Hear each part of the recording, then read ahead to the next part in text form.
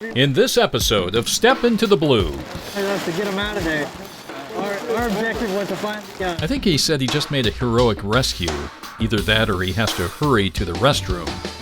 And then, we've all had it happen at one time or another. You look in the rearview mirror and you're being pulled over by the police. But this time you'll hear about it from the officer's perspective as Class 16 learns about car stops. Police officers come from all walks of life. Some start their careers right out of college. Others were business people, and many served in the military. But before they become police officers, all of them spend time as recruits at the police academy. Now, join the recruits of the San Jose Police Academy as they prepare to step into the blue. After working the street for a couple of years, new officers can apply for what we call a specialty assignment. Here at the San Jose Police Department, we have over 65 specialty assignments.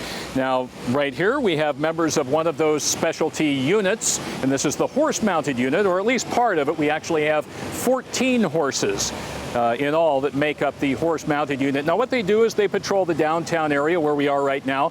Also, they patrol the parks. They serve a crowd control function.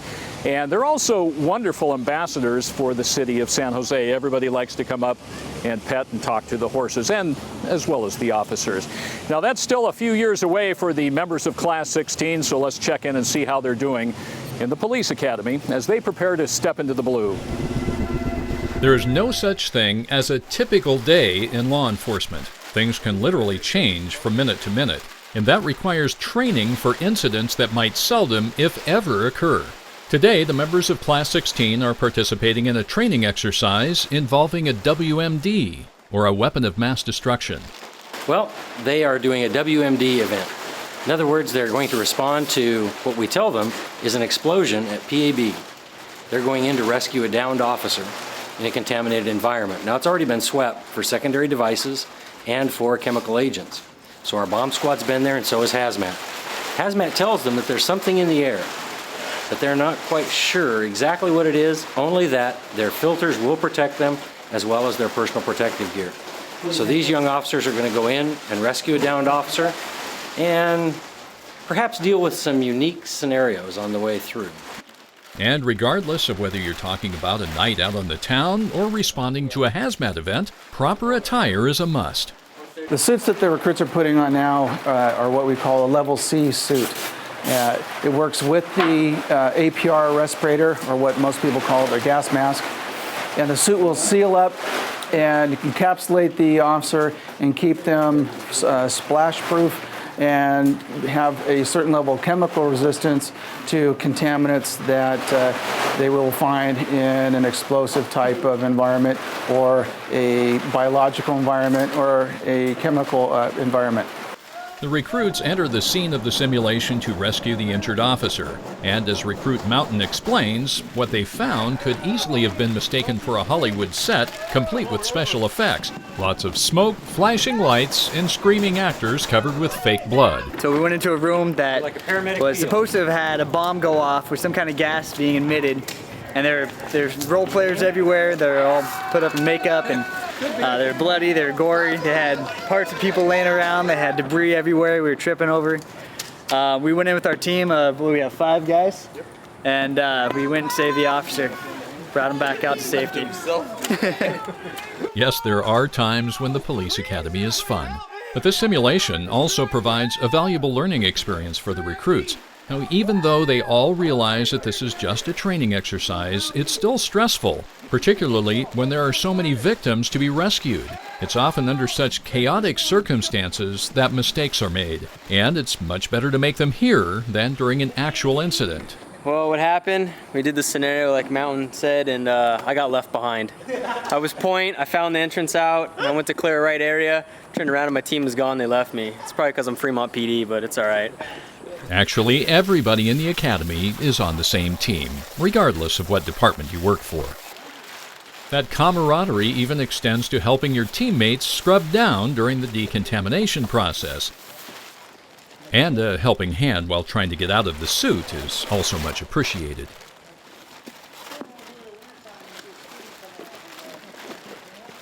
As we noted earlier in the show, a police officer can be called upon to perform a wide variety of duties during a typical day. No one needs to explain that to Officer Beth Albalos, who in addition to being one of Class 16's training officers, is also their instructor today. There is a challenge in switching back and forth from being a TO to an instructor.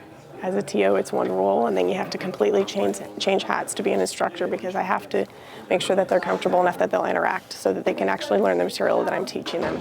And today she's teaching them about cultural diversity. The state of California mandates that all police recruits attend cultural diversity training during the academy, along with a class called Disabilities Awareness. As the recruits discover, the cultural diversity class is not a spectator sport. Typically, when I first start teaching the cultural diversity class on the first day, everyone's very quiet, they're not sure what to expect, and I have to come up with some sort of icebreaker in order to bring them out of their shell and get them talking. The best way for them to learn is for them actually to teach each other, because of all their backgrounds and the diverse backgrounds that we have in the classroom.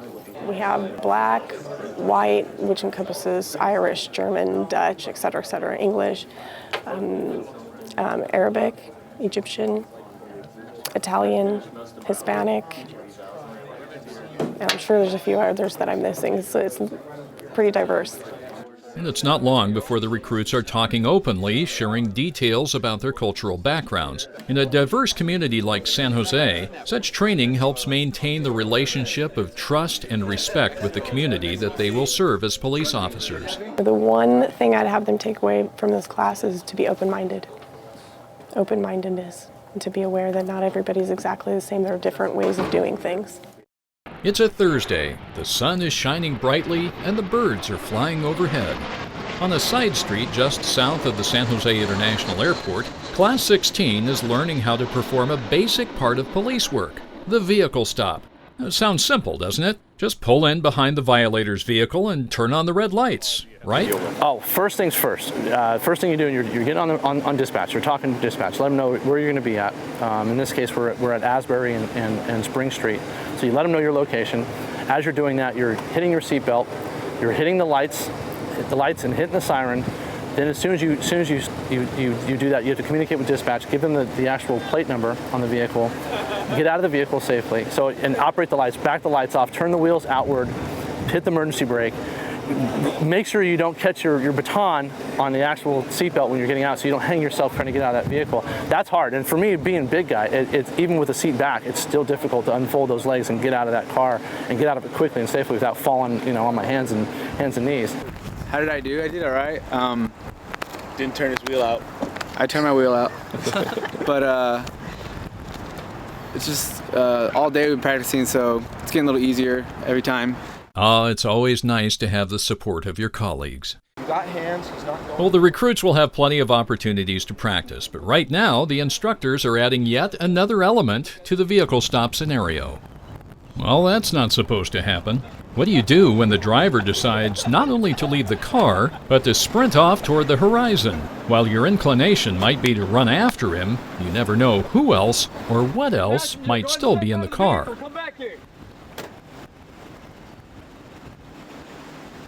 Now we're starting to do a little bit more finesse, where we're starting to, now we're doing a little bit more investigative type of a car stop, where we're looking in to see, what kind of stuff that these guys have inside their vehicle. People we're dealing with are possibly on parole, probation. In some situations we're seeing some people running out of the vehicle. So you've got all the different elements that you have to add into that. Now, in the police business, we call this a clue. That maybe this vehicle has been stolen. And the presence of such evidence allows the officers to investigate further to determine not only if that vehicle is stolen, but also if there may be some other crimes involved. During the post-scenario debriefing, Training Officer Matt Curley reminds the recruits to utilize all their senses during an investigation. So smell will tip you off something's going on. Yeah. Smell of alcohol, plain view. Look for that stuff. The scenarios are working great. I think if we can do these at least once or twice a week, that's probably going to give us our best training. I mean, we can learn a lot of this stuff in a book, but actually getting out here and hands-on is probably the best thing that we can do. Sure. Next time on Step Into the Blue. What's going on? An argument. An argument. How did that happen? We started yelling at each other. Kind of how those go. The recruits are back in the classroom learning about domestic violence. And the members of Class 16 are running and gunning at the outdoor firing range.